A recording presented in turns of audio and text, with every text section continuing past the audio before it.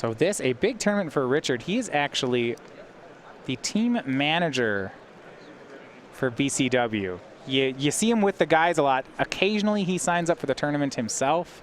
At 5-1, this would be one of his best. This is one of his best events to date. Yeah, he's usually playing in the Sunday Classic, so good to see him doing well so far. Rocking the Colts hat there. Yeah, against Zan Syed. I like that he's going to bat. This is the other guy's team, you know.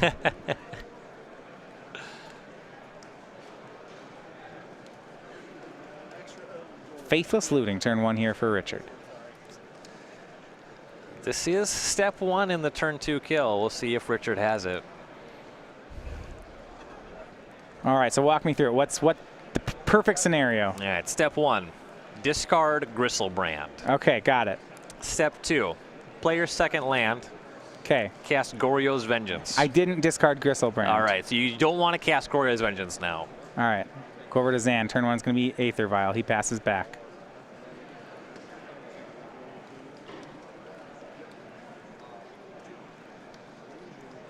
Yeah, Counter Souls is, of course, on humans. It looks like Richard discarded a Night's Whisper and is looking to cast another one. Okay. I was going to say, normally I don't see players discard that one on the first turn unless there's a very good reason. It looks like he's pretty flush with them. Yeah, he has 4 copies. Yeah, for a deck that wants to go this fast, you just need your cantrips, or your draw spells, rather, to be efficient. So cast Night's Whisper, he'll go to 17. Had the option of Cathartic Reunion as well. Typically, you want to use that as a discard outlet, not just a draw spell. If you could whisper into a creature you wanted to put in the graveyard, say Gristlebrand, or maybe one of these Borborygmos Enraged, you would like to do that. Get that in the bin.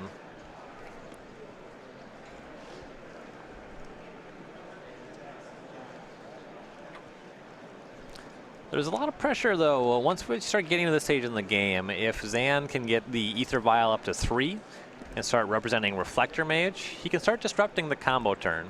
Richard generally needs to draw a good amount of cards with the Gristlebrand on the combo turn. If he's not able to connect in the combat step, that can set him back too far. Thalia the play here, turn 2 for Zan. That could be inconvenient here for Richard. If he's trying to build up to a card like Through the Breach, plays Temple of Malice, so enters the battlefield tapped, meaning he won't be able to Goryo this turn. Won't even be able to Night's Whisper. Yeah, looks like he's holding a Faithless Looting, though. Can still do that one. That works. And that's what he'll do.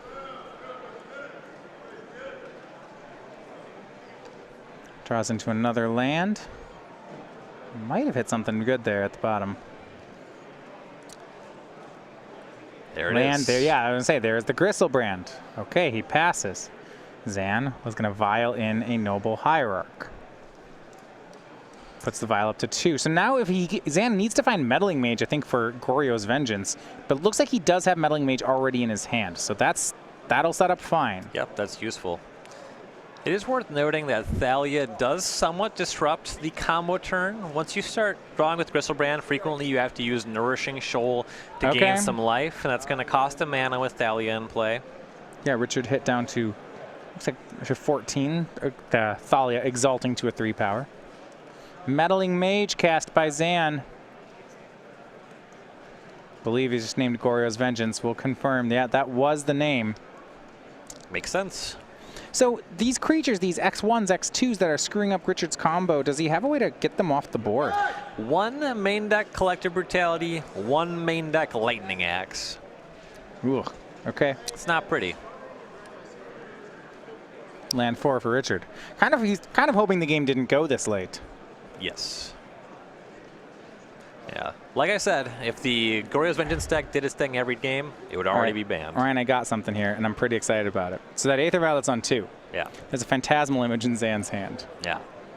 So let's say somehow Richard starts comboing. Okay. Yeah. There's some really nice cards to Phantasmal Image. Maybe a Gristlebrand. Or a World Spine Worm or something. Yeah, that's not bad. I could see that ending poorly. Yeah, we'll see if we even get to that phase, though. Knight's Whisper, Richard down to 12. Ugh. I don't think he's going to get to that spot. No.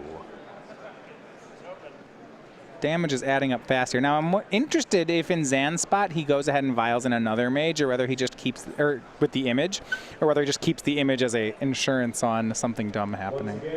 I don't hate vialing in the mage and naming through the breach. I think that that's a pretty good line. And he's going to use Aether Vial. Here is Phantasmal Image on the Meddling Mage. There's a bunch of cards he could name. Through the Breach makes sense. Even Lightning Axe would make sense too, or Collective Brutality. And he does name Through the Breach. Yeah. So now he's covered both ways that Richard can get a monster into play. One mage on each. He moves the Vial up to 3 because he has a Reflector Mage in hand. Draws another Reflector Mage. Sure. More importantly, already has a 2-turn clock set up. Yep, here's 6. Richard down to 6. He'll get one more turn. Yes, an Aether Vial, sure. And just 2 Reflector Mages now, but he already has Lethal assembled. Richard shouldn't be able to do anything to get out of this one.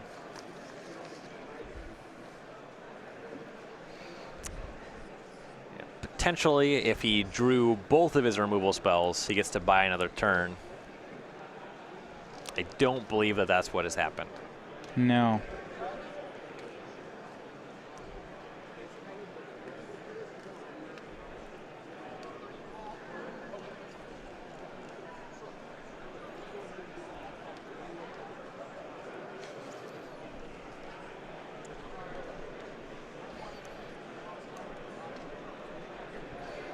Things will get a little bit better for Richard when we go to the sideboard games, though.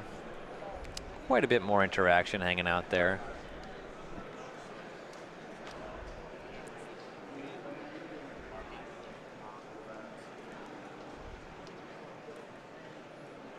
And yeah, he'll pick up the cards. No way out here. So Zan Syed on humans is going to get game 1.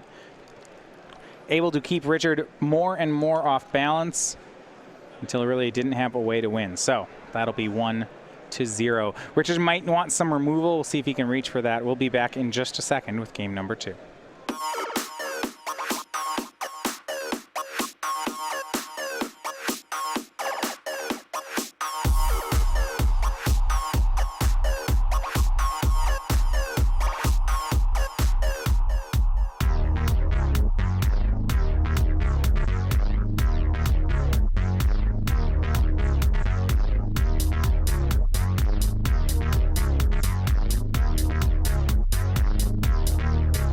Go.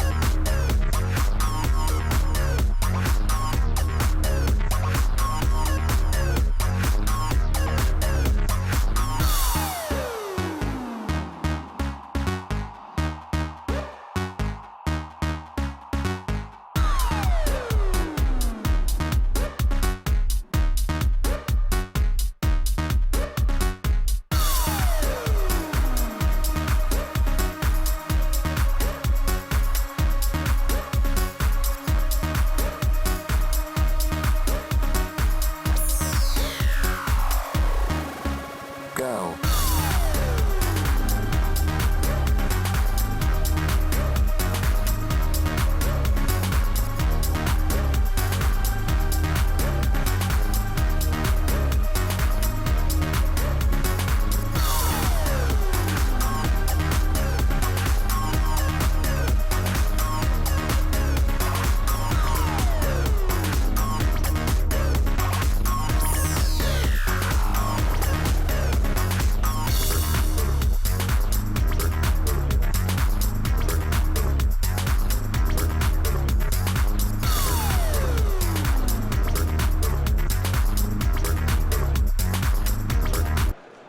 So we're back here as players sideboard for game number 2. Zan Syed and Richard Kivett in the 5-1 bracket.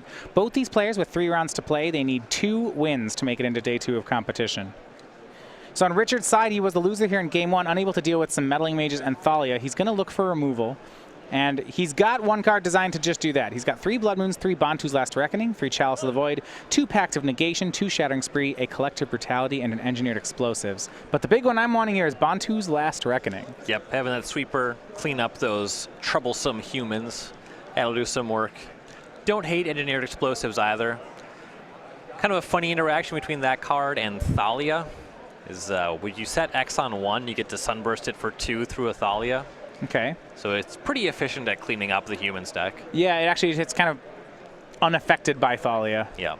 Right, now on Zan's side, he has a lot less, but he has a good one. Is it 3 as a Staticaster, 2 Sin Collector, 2 Dismember, 2 Gaddock Teague, maybe he doesn't have less, 2 Grafdigger's Cage, 2 Hostage Taker, a Zathrid Necromancer, and a Direfleet Daredevil. Go ahead. Yeah, there's some nice ones here. So Sin Collector, look at the hand, that's pretty good. Gaddock Teague turns off those Through the Breaches. That one's reasonable. Probably not Hostage Taker. You don't really want to set your Vial on 4, but Grafdigger's Cage, turning off Goryo's Vengeance. That pretty into that. That one plays. So we'll have each of those. Now, there is something going on, I guess, with the Teagues and the Cages, where each of them answers one of the 2 combos, but not the other. Is that a concern? I mean, it's a concern, but the deck, you have so many small interactions. You assemble these things, you know.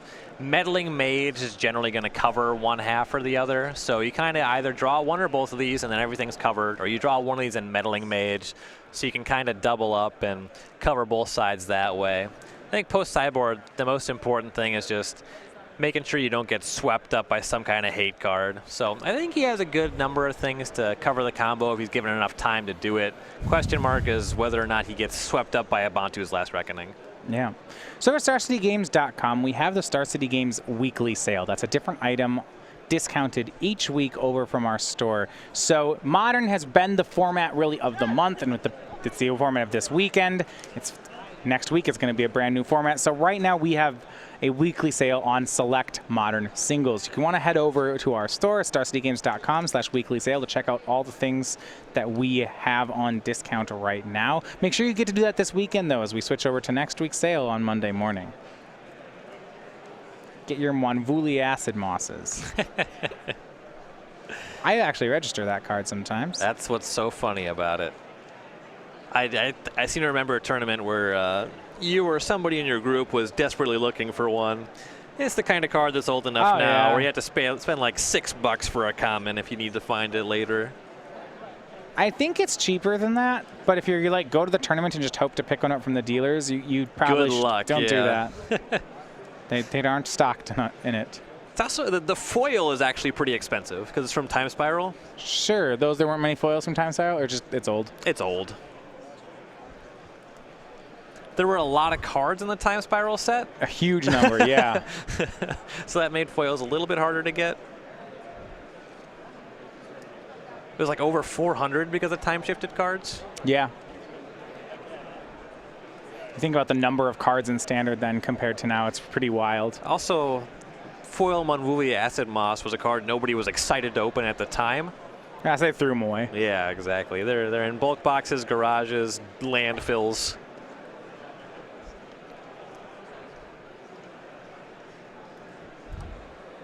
That's how I felt about Ancient Stirrings when it came out. What's this? This thing sucks. Put it in some draft decks. Yeah. That was about it. Richard going to take a mulligan here. Zan keeping. Here's the cool thing about Modern is a lot of cards got discovered later. Biggest story there, I guess, is Lantern Control. I think my strat with collecting has been when I have to go through, okay, my sets are rotating out. I got to throw away most of the cards because I don't want to just keep boxes of I don't keep every card. That's ridiculous. Or I don't have the space for it. If it costs 0 or 1, keep it. Unless you're 100%. If it's a vanilla 1/1 for 1, you can toss that. Sure. If it costs 0 or 1 and has any upside, keep it. And if it's 2 mana and is reasonable, like pretty reasonable, to keep your 0s, 1s, and 2s, get rid of everything else, and then keep your rares. And that's done me mostly fine. Yeah, that strat makes sense. I assume that your collection is dramatically more organized than mine if you have this system in place. Well, it is because I just get rid of everything immediately, so it's just, it either go, like, the actual box of cards I'm keeping is sorted by color and nothing else. So when I get cards, as soon as I get them, they end up in a pile on my desk. Okay, and then I get enough piles, and then I throw them in a box. No, see, I take the pile, and I pull 2 cards out, throw them in the box, and then the rest of them go away immediately. Okay? And then great. Slightly different systems. Yeah. No way to tell which one's working better. They're both good, right? Grafdigger's Cage, turn 1 here from Zan. Richard has kept on 6. So no Goryo, but Richard does have a Through the Breach in his hand, so maybe he wasn't planning to Goryo anyway. Plays Temple. Zan, however, has a Cage and 2 Meddling Mages in his hand. His deck, this is a jerk of a deck. Forget about it. Gonna need to answer those Meddling Mages. Yeah, first you need to get the requisite mana and a creature to Through the Breach in. And then you need to get through these Meddling Mages. I don't like this matchup for Richard. There's just so much stuff in the way. He'll cast Faithless Looting. Maybe discard this Goryo's Vengeance that he's brought to the front of his hand? Yeah, I don't think I want that right now. He drew 2 lands. Discards a Temple and a Goryo's Vengeance.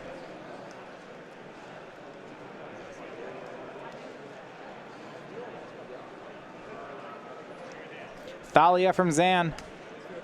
Yeah, I suppose that Through the Breach costs a lot of mana anyway. Not really in a rush to Meddling Mage it. Land 3 here from Richard. So, yeah, now Through the Breach up to 6 mana. Yeah, Richard really needs something, some removal. He'll pass. Kite Sail Freebooter, the draw from Zan. And this, you know, Humans is really hard to play against for these kind of combo decks. Champion of the Parish from Zan. I think he's going to make Freebooter now. Yes. Makes it really easy to Meddling Mage. Yeah, when you know your opponent's hand, yeah. I'm in. Yeah, you can already pretty confidently lock in Through the Breach, but this lets you see if there's any kind of removal spell. So we have Through the Breach, Collective Brutality. A couple Gristlebrand's. I don't think we're going to see Meddling Mage on Gristlebrand. No, he'll take the Collective Brutality. Meddling Mage on Through the Breach is nice, but now it really feels like it's on Richard to just draw Bantu's Last Reckoning. And I guess a 4th land. Yeah, so Richard had Brutality and mana to pay for the Thalia last turn. I like that he waited. He was hoping to get a Meddling Mage with it. Instead, it got freebooted. Draws and passes. Maybe it's the Bantus, but he needs a land. Noble Hierarch from Zan, then another counter on Champion. And he's just going to start swinging. Maybe even Meddling Mage. And just, if Bantus happens, it happens, but best way to do that is to put a quick clock down. So here's Meddling Mage. Champion's up to a 4/4. And he named Bantu's Last Reckoning. Okay. All right. He knows what he's doing, yeah. Yeah. I don't know if Richard has any more play. What a... Now with the hand we've Zan seen. did his homework. And now he's going to get the game here. Richard taking a hit of, I believe, 7 on that turn, going to 11. He just passes. Now on board, there's 9 more. 2 more Humans is lethal. Or there's a Mantis Rider in hand as well. That ought to do it. Yeah, if that is Mantis Rider he drew, that's going to do it.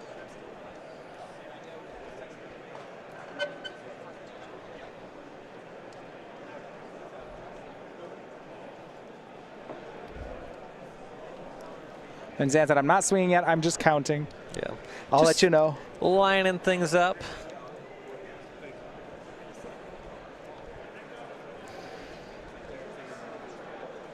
Okay.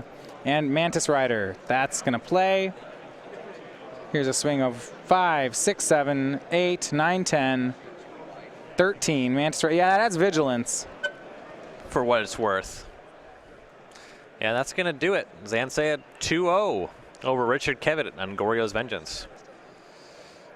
Humans still very much a player in Modern. This was the deck that put 2 players in the top 8 of the Pro Tour. We'll find out exactly how well Humans does when we start going into post-unbanning format, but for now, still very much a contender. All right, well, Zan Syed, a convincing 2-0.